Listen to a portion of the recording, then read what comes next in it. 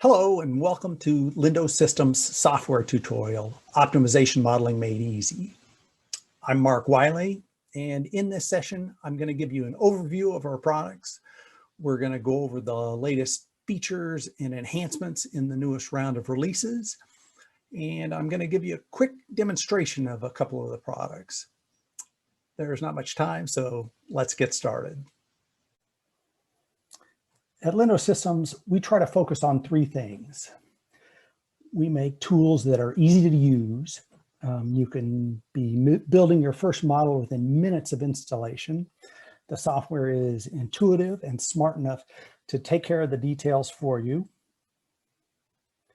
It's comprehensive, both in terms of a wide range of solvers for your every need and a broad range of interfaces.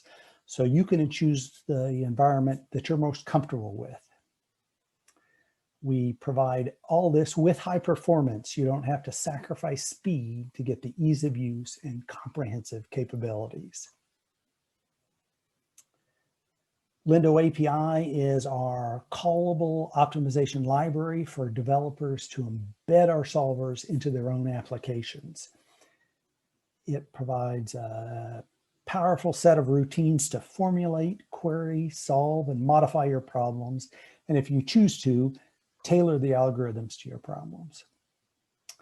And it provides an arsenal of solvers for a wide variety of problems. LINDO adds a few things to the set of solvers in LINDO API. It's got a powerful set-based modeling language for easy model expression. It provides a lot of flexibility in terms of how you manage your data. And it has both a standard user interface for interactive use and an API you can call from popular development environments. Our third product is what's best. If you're comfortable within Excel, it may be our easiest product to learn and use. You can build models in an environment that is comfortable and familiar, and it's hooked to the same industry-proven solvers, so you can solve large problems within Excel. Let's go over the list of solvers that are available. We have a set of primal and dual simplex solvers that are designed for speed and capable of handling millions of variables. We also have a barrier solver, interior point solver with LP and QP capabilities. The conic solver efficiently solves second-order cone problems. And there's an excellent integer solver with extensive pre-processing, cut generation, advanced heuristics, and pre-solve strategies. There's a large-scale nonlinear solver. And for non-convex nonlinear problems, the global solver finds the mathematically proven global optimum. If the global optimality takes longer than you'd like on your nonlinear problem, we have a multi-start feature, which can often find good solutions quickly. And finally, the stochastic programming solver allows you to incorporate uncertainty into multi-stage linear, nonlinear, and integer models. I'm going to quickly cover some of the highlights of the solver enhancements in the newest round of releases.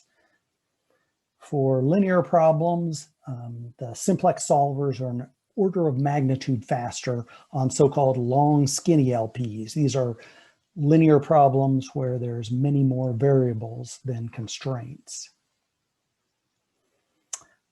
For linear models, you can assign different algorithms to different core and solve things concurrently. So the primal simplex, the dual simplex, and the barrier solver can all run at the same time to ensure you're getting the most efficient algorithm for your model and the best performance.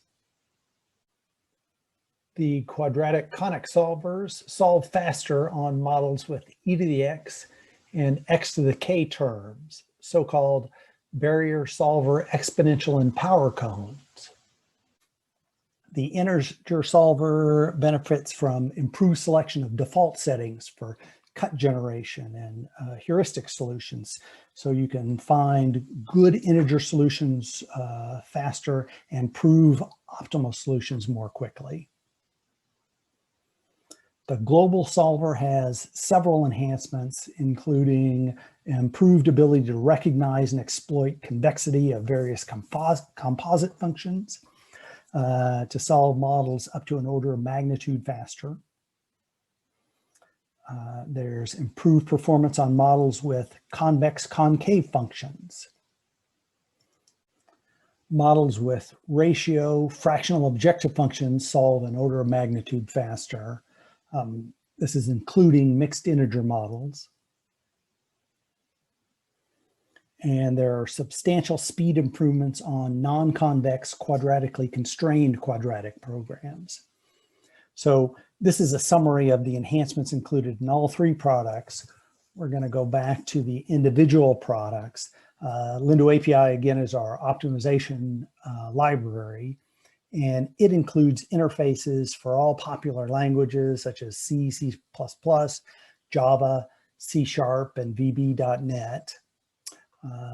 LINDO API includes interfaces to popular scripting languages. Python, R, MATLAB allow access to a range of external mathematical tools to use with LINDO's optimization library. LINDO API is available for Windows as well as Linux, Mac OS X, and the Android platforms. In addition to the solver enhancements that I've gone over, there are some specific enhancements to LINDO API 13. There's a new parameter tuning tool to help determine the best parameter settings for different types of problems, LP, MIP, and NLP problems, as well as stochastic. We've added support for multiple objective optimization using lexico preemptive priority optimization. So given a list of objective functions, the solver will optimize on the first objective, constrain that to the optimal value, then resolve using the next objective, constrain that, and move on down the list. So switching over to Lingo, that's got the modeling language, flexible data options, and user and callable interfaces. So I've opened up Lingo, and I'm going to show you a few things. In terms of model expression, Lingo supports a couple of different model styles. Here's a simple box design problem. You can express models using a simple scalar equation style in which variables and coefficients are explicitly listed in the formulation. You'll notice it's very easy to read, it's easy to generate.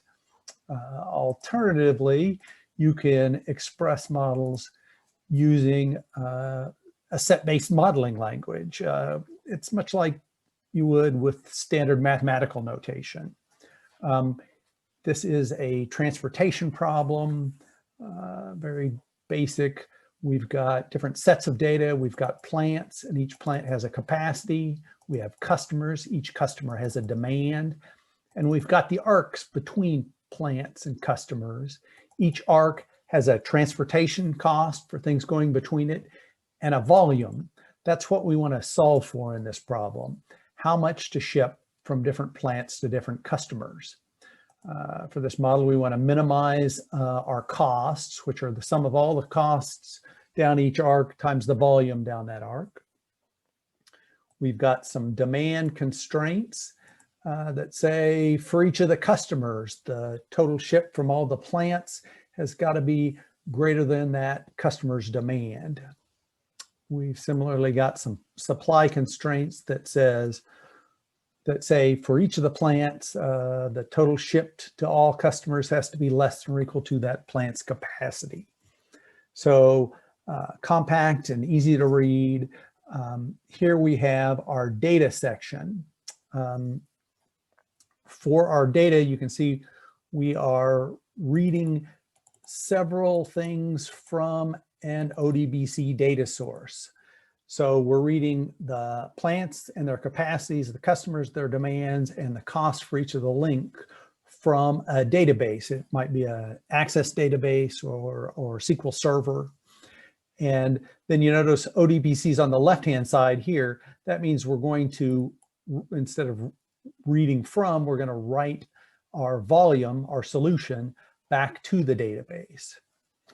So it makes it very easy to prototype a problem with a small data set, and then when you're comfortable with the model, hook it up to the full data set. You also have a lot of different flexibility in terms of your data.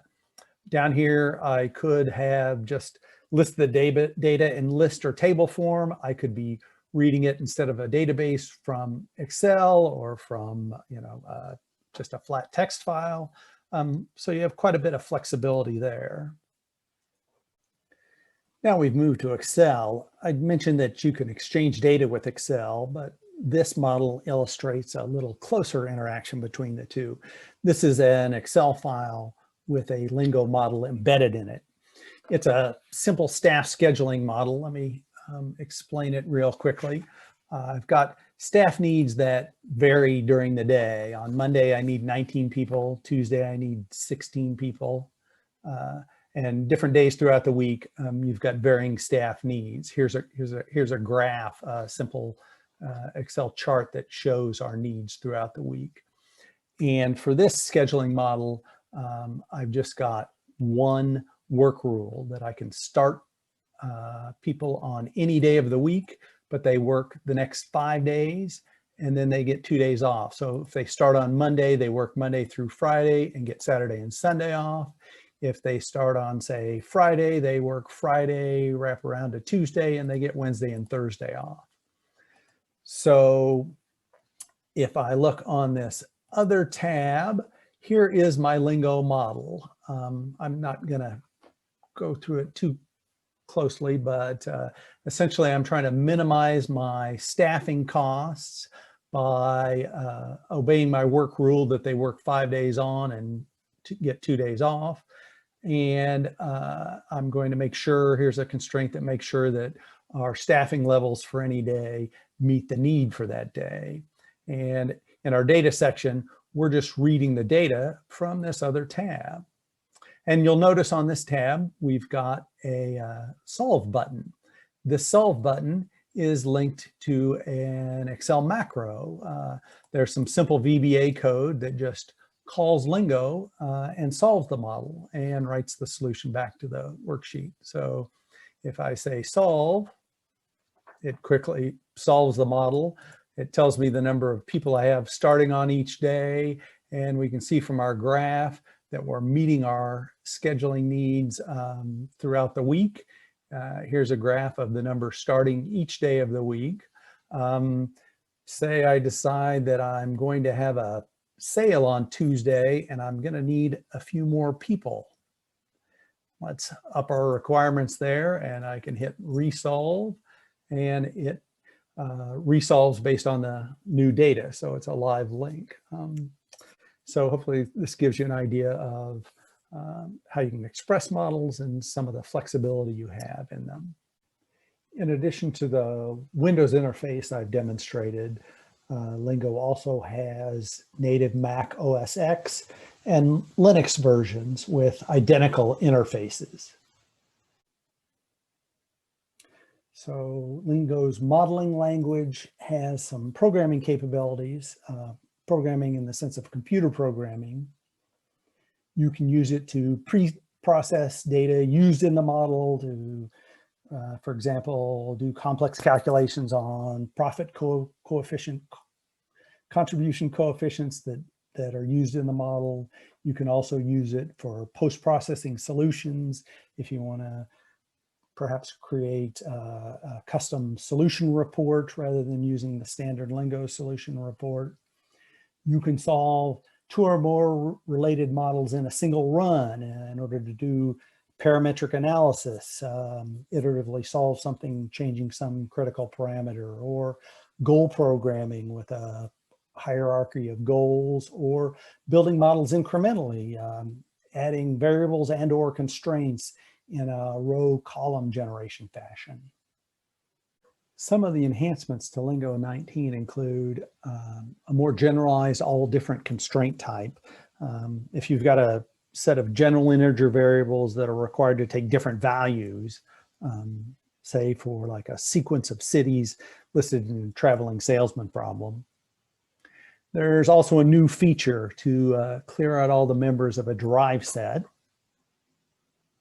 There's a new function to prompt the user during the runtime. So you can start your model and you can do things like solve the model and then request, what's the next point you'd like to evaluate? If you've got an idea of where good solutions might lie for an integer problem, you can supply integer starting values for some or all of the variables, and it'll help warm start things. There have been enhancements made for embedding Lingo models within Excel to make building and debugging these models easier. And for stochastic programming problems, we store the scenarios more efficiently, enabling you to handle larger models. So next, we're going to take a look at what's best. If you're comfortable within the Excel environment, you can begin modeling in minutes. It's very easy to rapidly prototype a problem. You can deliver models in an environment that Excel users are comfortable with, such as business managers. And what's best utilizes the same large-scale commercial solvers used in our other products, so you can solve big problems. Let's go over some of the key features of what's best. You can spread your models over multiple sheets within the same workbook. This is very handy for organizing large models and multi-period models and multi-location models. What's best will automatically linearize several useful Excel functions that are non-smooth. You can have if functions, max, min, absolute value, lookup functions, SUMIF, logical functions. It handles linearizing them under the hood, so you don't have to worry about that. It also offers a full Visual Basic for Applications interface, meaning you can use it to build a front end to your model. You can use it to build constraints and solve the model, but completely drive what's best via VBA. Some of the enhancements in What's Best 17 include improved support for using network and cloud drives to store your optimization models. We've added some composite features, and solution times for models using these have been greatly improved.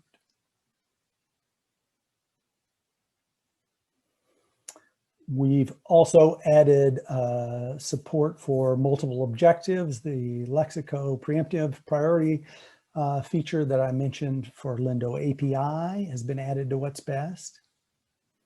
And we've made some general improvements to the user interface to improve the user experience. Information is presented in a manner that's easier to read and understand.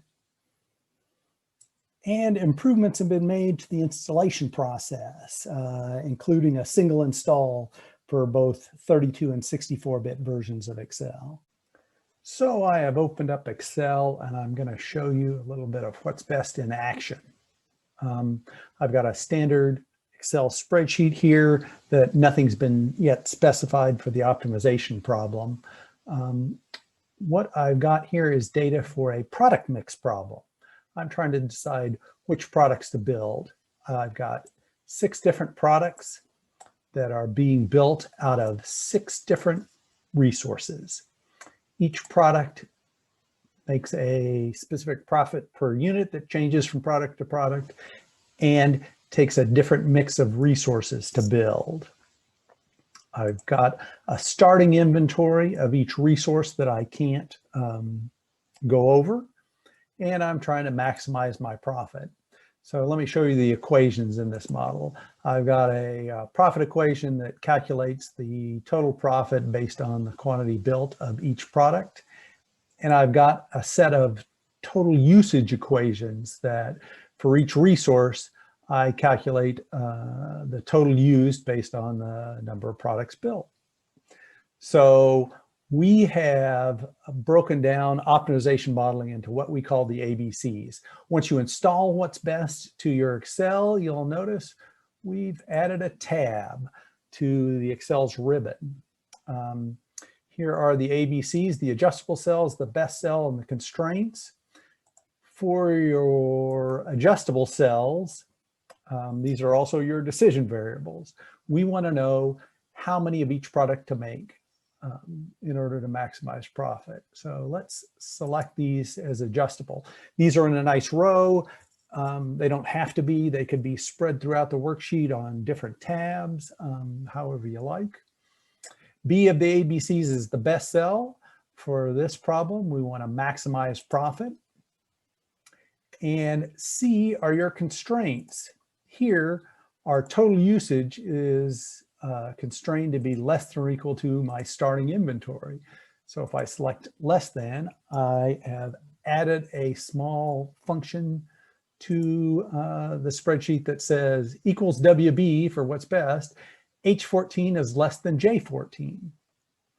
So I could have just typed this in like a regular function. I could also have complex expressions on the left-hand side or right-hand side. If I lay things out where I have a blank cell between the left-hand side and the right-hand side, I can just use the button and create it. But I can copy this just like a standard Excel formula. So now I've got my constraints input in the model. I've got my adjustable cells and my best cell. I'm ready to go. I can hit solve and it will call what's best and solve this model and spit the solution back to the worksheet. So I've got, here are the quantities to produce to maximize my total profit. You'll see I'm efficiently using almost all my resources. You'll notice I have constraints that are displaying, most of them are displaying equals, less than or equal to, and one's displaying less than or equal to. The equals, less than or equal to are constraints that are tight. I'm right at the bound. I'm using all the steel that I've got. And for my less than or equal to constraint, I've got a little slack in it. I'm not using all of my my glass. I've still got some left over. And you'll notice if I try to build one more Astro, I violated constraints. So the constraints equations display the status in a very nice interactive way. So imagine if you wondered, I'm not building any Cosmos. I wonder what it might take to bring those into solution. Or I've got a secondary supplier that could give me some of the resources at a little higher cost. I wonder if that's worth it to me. So you're, of course, interested in the dual value information. So now I've pulled up a version of the worksheet with dual value information requested. So I've added some functions here, WB dual, where I'm requesting the dual value information of the adjustable cells or my decision variables on the quantity to produce. And I've got similar for all of the different products. And I've also got shadow price information. I've got the dual function that references the constraint equation. So this will give me the shadow prices of each of my resource materials. And if I solve it, it will resolve based on these requests. And it will tell me that my reduced cost for Cosmos is nearly $5. So if I'm able to increase my profit by about $5, it'll start entering into the solution. I can also see sort of the value of additional resources. So steel's only worth 15 cents a piece if I had more, but wood and plastic are more valuable to me. So I might want to investigate getting some more of that. If I take this solution to my manager, he might say, I don't know if it's worth it to us to only produce 20 retros. There's a setup cost involved with changing over from one product to the next. So what I might do is add a setup cost to my model.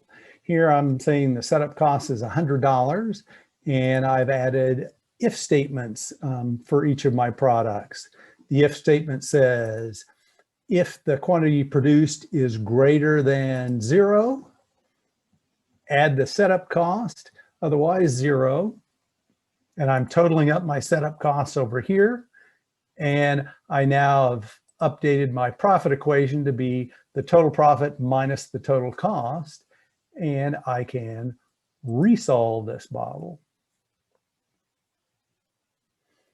And at $100 setup cost, it's no longer feasible to produce protos. I can change this setup cost. Let's see if we make things more efficient. And the setup cost is only $50 and resolve. I'm actually back to my original solution. So another way you might handle that is you might want to say, if it builds any of a particular product, it's got to build a minimum of 50. So build 0 or more than 50. That's a semi-continuous variable, and I could easily add that to my model with the semi-continuous feature within what's best. Going back to my setup costs, some of you might have recognized that my if statement that I put in here to add the setup costs is a nonlinear formula.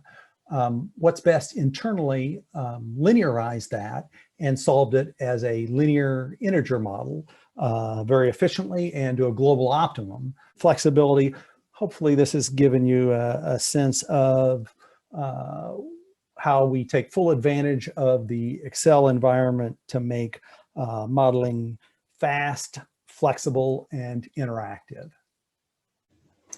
We also try to provide all you need to get the most out of your software.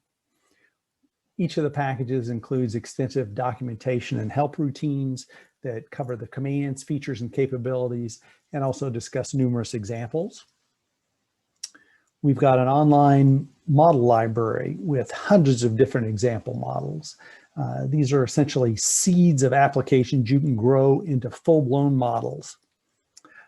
There's a keyword search facility, so you can search and find the example model you need to jumpstart your next optimization application.